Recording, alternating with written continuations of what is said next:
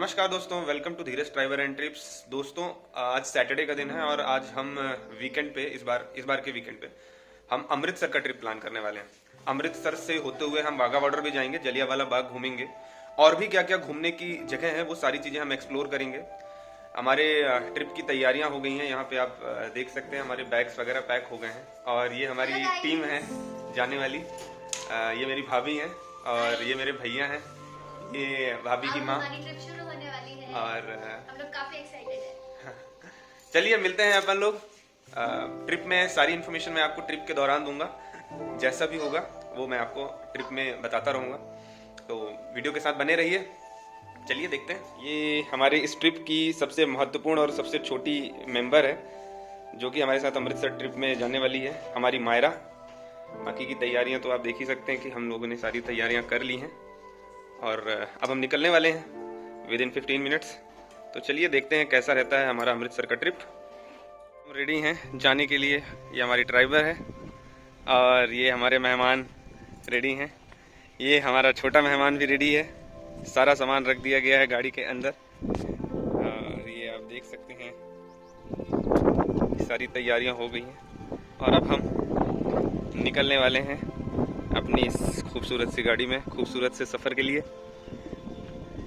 अमृतसर पहुंचने के लिए आप वायु मार्ग, रेल और सड़क मार्ग का उपयोग कर सकते हैं। अमृतसर में अंतर्राष्ट्रीय हवाई अड्डा है। उसके अलावा अमृतसर रेल मार्ग द्वारा भारत के सभी प्रमुख शहरों से जुड़ा हुआ है। अमृतसर दिल्ली से लगभग 500 किलोमीटर दूर है और हमारे पास थी ड्राइवर, इसलिए हम लोगों ने सड़क मार्ग चुना। तो दोस्तों, हम अमृतसर ट्रिप के बीच में हैं और अभी हम पहुंच गए हैं मुरथल में। हमने सुना था कि मुरथल के पराठे काफ़ी फेमस हैं, तो अभी हम पराठे खाने के लिए यहाँ रुके हुए हैं। और ये अमृत सुखदेव नाम की जगह है जहाँ के पराठों के बारे में हमने बहुत सुना हुआ था और ये हमारे रास्ते में ही पड़ रही है। तो हम यहाँ पर रुक करके अभी नाश्ता करेंगे। 9:51 हुए हैं और अब हम नाश्ता करने के लिए यहाँ रुके हुए हैं। तो चलिए अंदर पराठों का मज़ा लेते हैं और आपको भी दिखाते हैं कि यहाँ के पराठे कैसे। चलिए चलते हैं। अमृत सुखदेव की अगर हम बात करें तो इस प्रसिद्ध भोजनालय की स्थापना 1956 में मुख्य रूप से ट्रक ड्राइवरों की जरूरतों को पूरा करने के लिए सरदार प्रकाश सिंह द्वारा की गई थी। अब इसकी देखरेख उनके बेटे अमृत सिंह और सुखदेव सिंह कर रहे हैं। शुरुआत में चारपाई पर दाल, रोटी, सब्जी और चावल का स्वादिष्ट भोजन परोसा गया था, किंतु अब बदलते हुए परिवेश के साथ में इन्होंने कई वर्षों से उत्तर भारतीय और दक्षिण भारतीय व्यंजनों को भी अपने मेनू में शामिल कर लिया है। वैसे तो यहाँ का महत्वपूर्ण व्यंजन मक्की दी रोटी और सरसों दा साग है, लेकिन यहाँ के पराठे भी काफी प्रसिद्धि हासिल कर चुके हैं। यहाँ पे आप देख सकते हैं कि पराठों में मक्खन लगा करके देने का एक रिवाज है। वैसे तो सप्ताह के 7 दिन यहाँ काफी ज्यादा भीड़ रहती है, लेकिन वीकेंड फैक्टर का यहाँ एक अलग ही प्रभाव देखने को मिलता है। अगर आप वीकेंड पे यहाँ आएंगे तो हो सकता है आपको आपकी मनपसंद बैठने की जगह पाने के लिए काफी इंतजार करना पड़ जाएगा। और तो और आपने ट्विस्टिंग स्कूप आइसक्रीम के इस सेंटर के काफी ज्यादा रील्स देखे होंगे, लेकिन आप यहाँ आकर इसे एंजॉय भी कर सकते हैं। दिल्ली से अमृतसर पहुंचने में लगभग 9 घंटे का समय लगता है, लेकिन रोड इतनी खूबसूरत है कि आपको सफ़र का पता ही नहीं चलेगा। अमृतसर पहुंचते ही गोल्डन टेम्पल के पास महाराजा रणजीत सिंह की यह मूर्ति आपको दिखाई देगी। वे शेरे पंजाब के नाम से प्रसिद्ध हैं। उन्होंने न केवल पंजाब को एक सशक्त सूबे के रूप में एकजुट रखा, बल्कि अपने जीते जी अंग्रेजों को अपने साम्राज्य के करीब भटकने भी नहीं दिया। अब चूंकि हम स्वर्ण मंदिर में दर्शन के लिए आए हैं, तो इसका इतिहास जानना हमारे लिए आवश्यक हो जाता है। स्वर्ण मंदिर अर्थात श्री हरि मंदिर साहिब सिख धर्मावलंबियों का सबसे पावन धार्मिक स्थल या सबसे प्रमुख गुरुद्वारा है, जिसे दरबार साहिब या स्वर्ण मंदिर भी कहा जाता है। अमृतसर का नाम वास्तव में उस सरोवर के नाम पर रखा गया है जिसका निर्माण गुरु रामदास ने अपने स्वयं के हाथों से किया था। यह गुरुद्वारा इसी सरोवर के बीचों बीच स्थित है। गुरुद्वारे में निःशुल्क जूता स्टैंड की सुविधा उपलब्ध कराई गई है, जहां पर आप अपने जूतों को रखकर हाथ मुंह धोकर गुरुद्वारे में प्रवेश कर सकते हैं। कि मैं अमृतसर पहुंच गया हूं और अब मैं अमृतसर के ये गोल्डन टेम्पल के गेट के जस्ट बाहर खड़ा हुआ हूं। यहाँ आप मेरे पीछे आप गोल्डन टेम्पल का मुख्य द्वार देख सकते हैं। इस मुख्य द्वार में वीकेंड में बहुत ज़्यादा भीड़ होती है। जहाँ आप देख पा रहे होंगे मेरे पीछे आपको बहुत ज़्यादा क्राउड, बहुत ज़्यादा भीड़ दिखाई दे रही होगी। तो हम तो वीकेंड पे छुट्टी डाल करके आए हैं, लेकिन अगर आप अवॉइड कर सकते हैं वीकेंड पे आना तो आप वीकेंड पे अवॉइड करें आना, तो चलिए अब मैं आपको फ्रंट कैमरे से दिखाता हूँ कि गोल्डन टेम्पल में हम अंदर कैसे एंजॉय करेंगे, कैसे अंदर के नज़ारे हैं, वो सब सारी चीज़ें मैं आपको फ्रंट कैमरे के थ्रू दिखाता हूँ। लगभग 400 वर्ष पुराने इस गुरुद्वारे का नक्शा खुद गुरु अर्जुन देव जी ने तैयार किया था। यह गुरुद्वारा शिल्प सौंदर्य की अनूठी मिसाल है। इसकी नक्काशी और बाहरी सुंदरता देखते ही बनती है। गुरुद्वारे के चारों ओर दरवाजे हैं जो चारों दिशाओं में पूर्व, पश्चिम, उत्तर, दक्षिण में खुलते हैं। यहाँ आप देख सकते हैं कि इस गुरुद्वारे का बाहरी हिस्सा सोने का बना हुआ है, इसीलिए इसे स्वर्ण मंदिर के नाम से जाना जाता है। पुराने समय में समाज 4 जातियों में विभाजित था और अनेक जातियों के लोगों को अनेक मंदिरों में जाने की इजाजत नहीं थी। लेकिन इस गुरुद्वारे में यह चारों दरवाजे उन चारों जातियों को यहाँ आने के लिए आमंत्रित करते थे। मंदिर के अंदर किसी भी प्रकार की वीडियोग्राफी या फोटोग्राफी अलाउड नहीं है, इसलिए मंदिर के अंदर के दृश्यों को हम आपको नहीं दिखा सकते। लेकिन वीकेंड पर उमड़ने वाली इस भीड़ को देखकर आप यहाँ की भीड़ का अंदाजा लगा सकते हैं। मंदिर में भीड़ होने के कारण हमें दर्शन प्राप्त करते करते 12 बज गया। लेकिन हम जब 12 बजे मंदिर से बाहर निकले तो हमें दिखाई दिया कि सारी दुकानें खुली हुई हैं। हमने उनमें से ही एक स्टॉल में रुक करके डोसा खाया और पेट पूजा की। हमने ऐसा सुना था कि मंदिर जितना खूबसूरत रात में लगता है उतना ही खूबसूरत दिन में भी लगता है। तो हमने रात में तो दर्शन प्राप्त कर लिए थे, लेकिन हम दिन में भी मंदिर में दर्शन लेने पहुंच गए। लेकिन जाते वक्त आपको यहाँ पर स्ट्रीट शॉपिंग करने के काफ़ी सारे ऑप्शन मिल जाएंगे, जिसमें पटियाला सूट्स, मोजड़ी, जूती और घरेलू उपयोग की काफ़ी सारी वस्तुएं सम्मिलित हैं। यह सब आपको वाजिब रेट में और इस रास्ते की स्ट्रीट शॉप्स में मिल जाएगा। सिखों के चौथे गुरु गुरु रामदास जी ने इस गुरुद्वारे की अर्थात स्वर्ण मंदिर की नींव रखी थी। स्वर्ण मंदिर को कई बार नष्ट किया जा चुका है, लेकिन भक्ति और आस्था के कारण हिंदुओं और सिखों ने इसे दोबारा बना दिया। इसे दोबारा 17वीं सदी में भी महाराजा सरदार जस्सा सिंह आहलूवालिया द्वारा बनाया गया था। जितनी भी बार यह नष्ट किया गया है, जितनी बार भी यह बनाया गया है, उसकी हर घटना को मंदिर में दर्शाया गया है।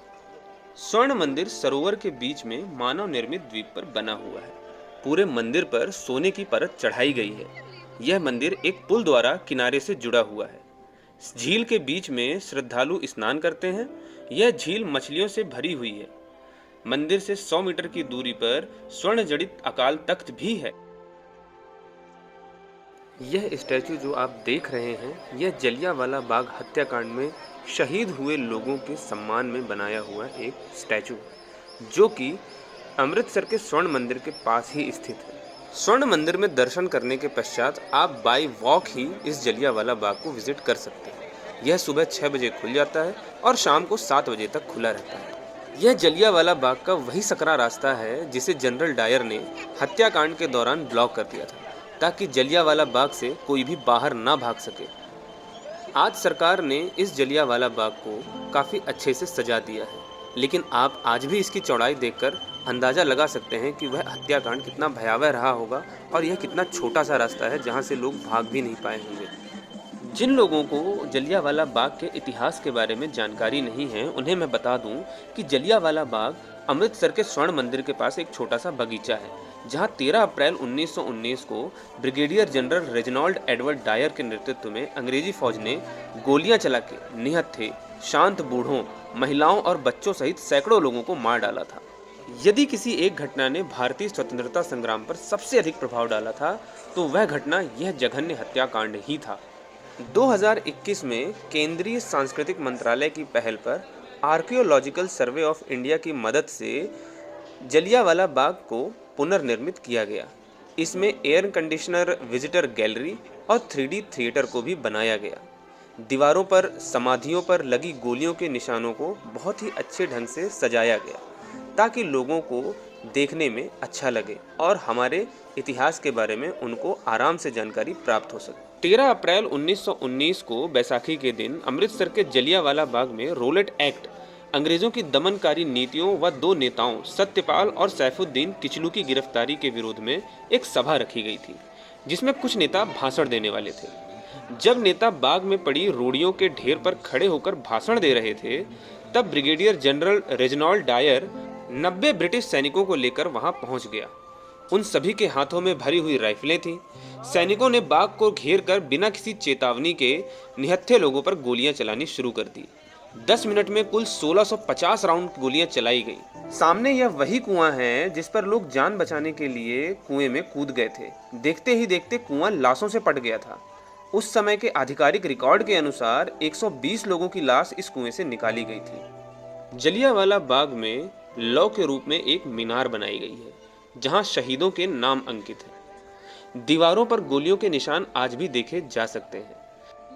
आपको यह जानकर हैरानी होगी कि अमृतसर के डिप्टी कमिश्नर कार्यालय में 484 शहीदों की सूची है, जबकि जलियांवाला बाग में कुल 388 शहीदों की सूची है।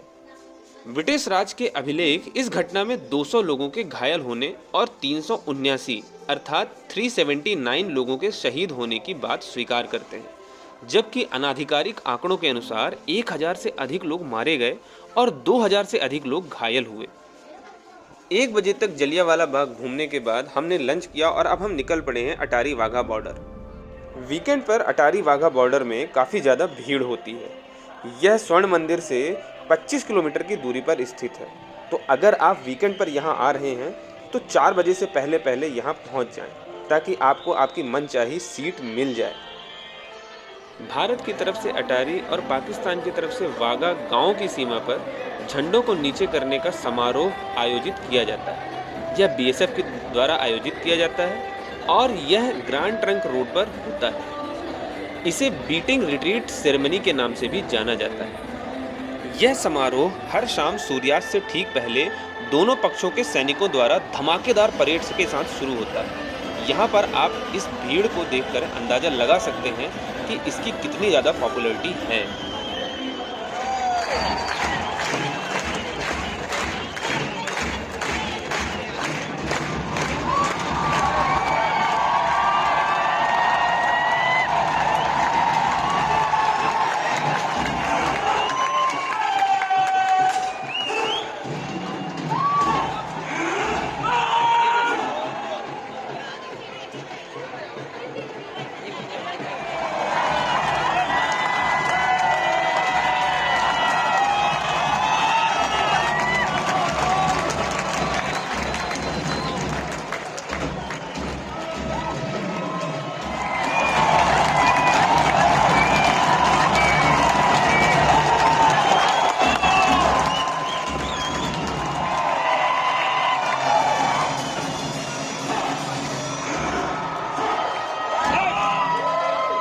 जैसे ही सूर्य ढलता है, सीमा पर लगे लोहे के गेट खोल दिए जाते हैं और दोनों झंडों को एक साथ नीचे उतारा जाता है। इसके बाद झंडों को मोड़ दिया जाता है और समारोह एक रिट्रीट के साथ समाप्त होता है, जिसमें दोनों ओर से सैनिकों के बीच एक क्रूर हाथ मिलाना शामिल होता है, जिसके बाद फाटकों को फिर से बंद कर दिया जाता है। निश्चित रूप से यह समारोह आपको राष्ट्रभक्ति की भावना से भर देगा और आपके शरीर में गूज़बम्प्स ला देगा। मेरा यह मानना है कि प्रत्येक भारतीय को एक बार अटारी वाघा बॉर्डर जरूर जाना चाहिए। और अब इस ट्रिप के दौरान खींची गई कुछ फोटोज मैं आपके साथ में शेयर कर रहा हूँ। मुझे उम्मीद है आपको यह फोटोज जरूर पसंद आएंगी। तो इस प्रकार हमारा अमृतसर अटारी वाघा बॉर्डर का यह ट्रिप यहीं पे समाप्त होता है। मुझे उम्मीद है आपने ट्रिप को खूब एंजॉय किया होगा और बहुत कुछ नया जानने को मिला होगा। अगर वीडियो पसंद आया है तो ज़रूर लाइक करें और कमेंट्स करके हमें अपने सुझाव दें। साथ ही साथ अगर वीडियो पे नए हैं तो चैनल को सब्सक्राइब कर लें, बेल आइकन को हिट कर लें। मिलते हैं किसी नए ट्रिप में नए वीडियोस के साथ में। तब तक के लिए जय हिंद।